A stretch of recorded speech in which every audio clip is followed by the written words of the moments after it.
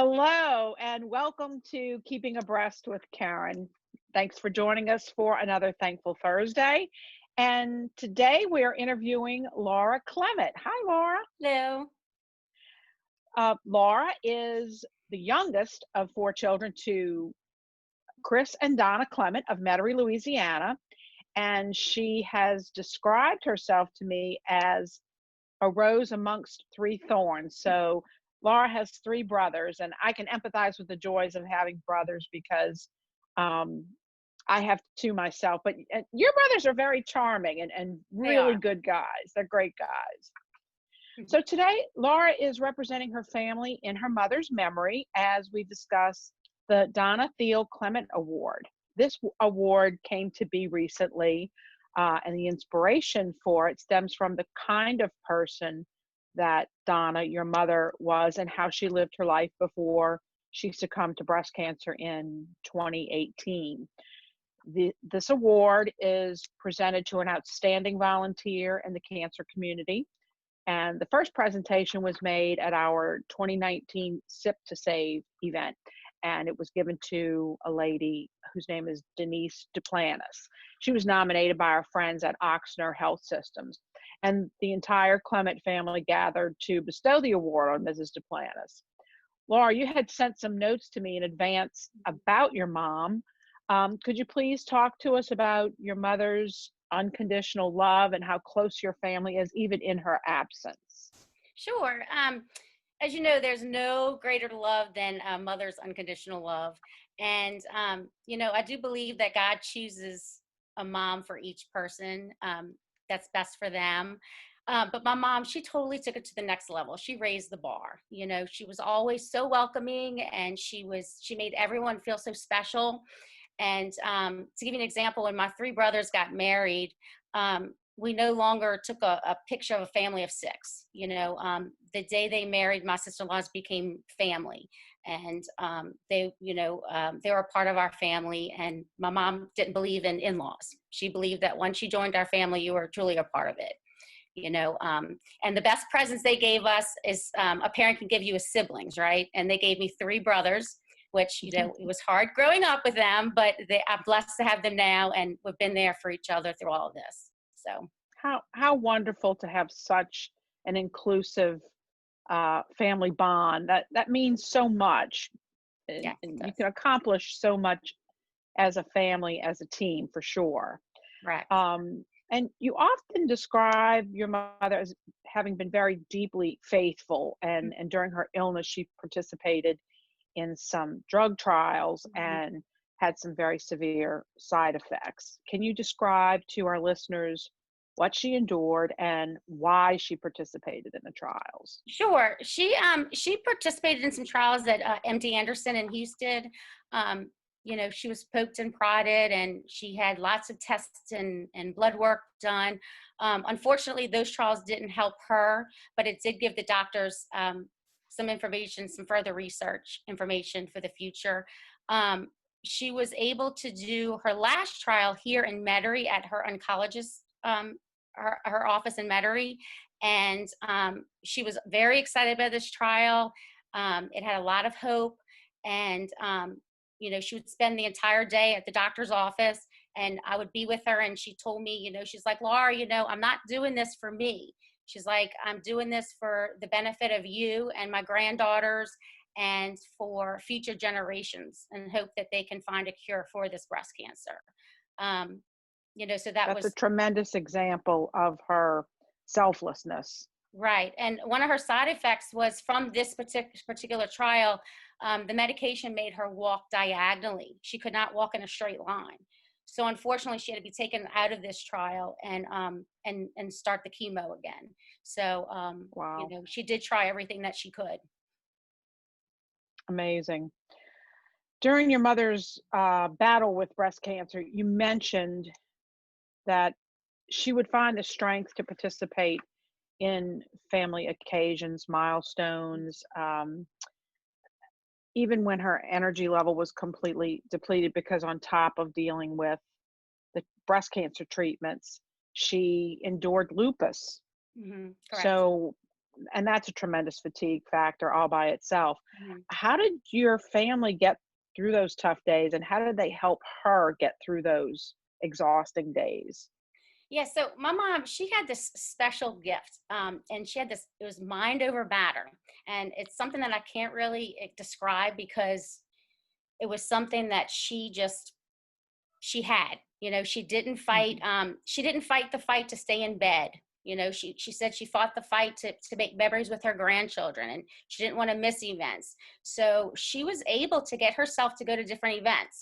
For example, um, I remember a time she recently had treatment, and her hair was thinning. It was to the point where it was almost time to shave her head, and she wanted to go to Sacred Heart for Grandparents' Day for her granddaughters Levi and Lucia, and she wanted them to see her as momsy. And so she did that, and she was exhausted, and she wasn't feeling well, and sure enough, the next day I had to shave her head. So she did that for those kids.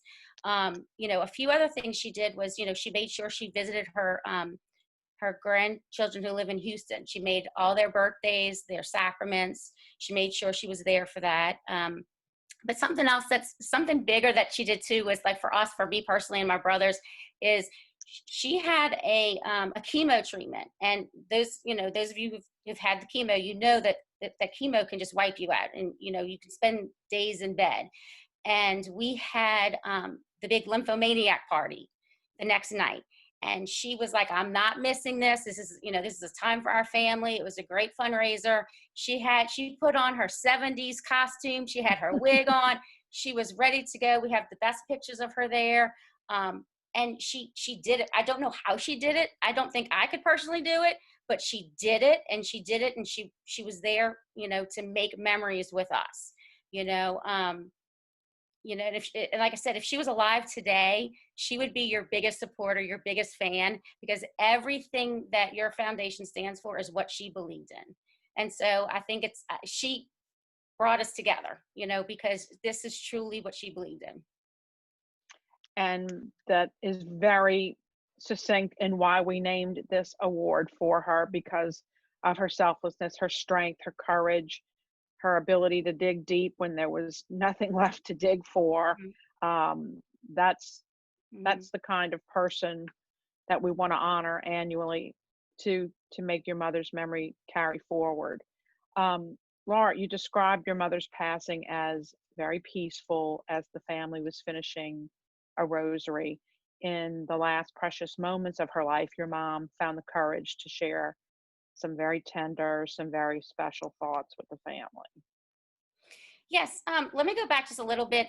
When my mom, when her cancer spread to her liver, she started to experience a little bit of fear for death. And, she started thinking about that. And, she asked Dr. Russo, what should she wanted to know what to expect. And he told her, you're just going to kind of fade away. It's going to be, nothing to worry about. So that gave her a lot of comfort knowing that.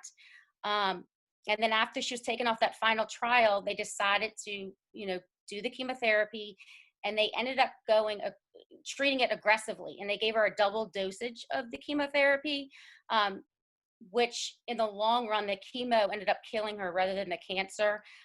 She, I'm not going to sugarcoat it. Her last week of life, it was hard on her. She was in a lot of pain. She suffered greatly. But, the day that she passed on March 19th, 2018.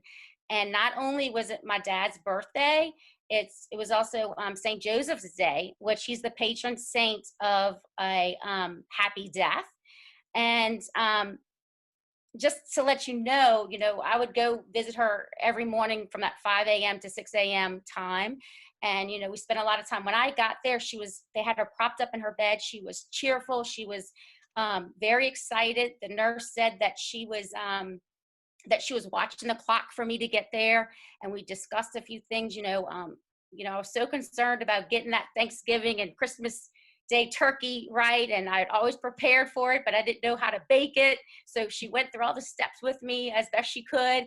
We talked about signs, and I asked her, when my grandmother's passed, would say, wish we could get a sign from maybe my man. And I asked her, I said, Mom, what can be our sign? And she said, honey, you'll just know.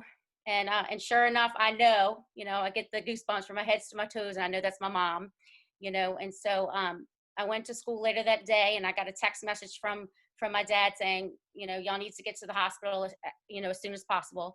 So when I got there, my dad and my oldest brother, Gregory, were in the hallway, and they were talking to a bunch of doctors and nurses, and both of them are engineers. So they both were trying to fix every single symptom. They're trying to, what can we do? What can we do? So I just went straight into the room. And the very first thing my mom told me was, Laura, I'm not afraid. And she was very peaceful, and she was just very calm. And, I knew then that, that was the time. And, the rest of my brothers and my sister-in-laws, the whole family was there. We spoke, she spoke to each of us. And, my dad asked her, he says, Donna, when I get to heaven, will you marry me again? And, she said, yes. So that was very sweet. And she spoke to each of us. She told Gregory that the meaning of life is simple, and the reason that we are here is to get our families to heaven. Keith told her, Mom, we're gonna buy a fishing camp so that all of us can spend time together, and we're gonna call it Mom Sees. And my other brother Kevin and Shannon were trying to have a baby, and my mom said, I'm gonna be the first person to hold that baby. And sure enough, several months later, Roman was born. So we know that she was the first person to hold him. So that was very special. And then towards the end,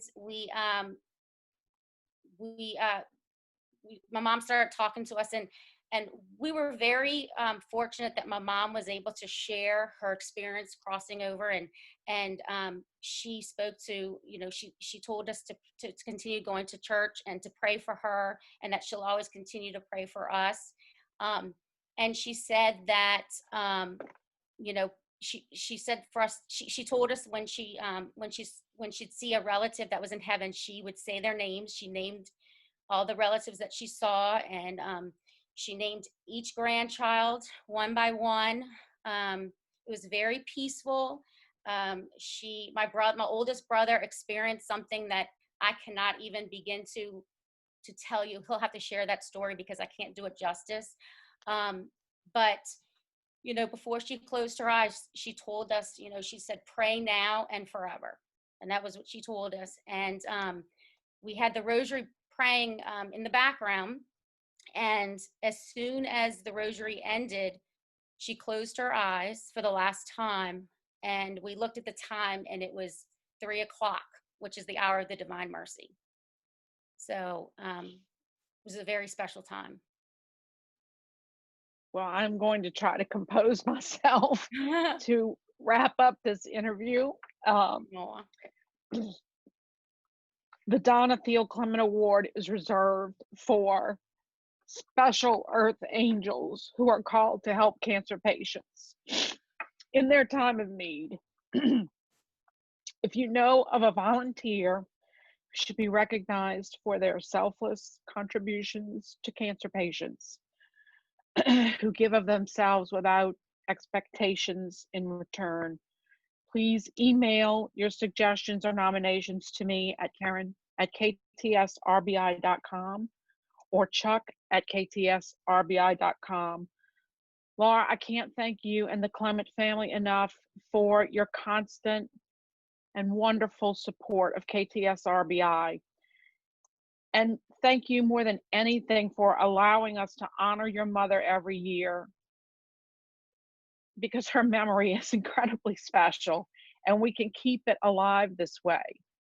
Everybody, keep in mind that every day is a gift. Thank you, Laura. Thanks for being here today. Thank you so much. And hope to see you soon at that camp. I've Yes, heard about definitely. it. Let's come and visit. I've heard about that camp. Okay. Folks, demand 3D. We're out, Chuck.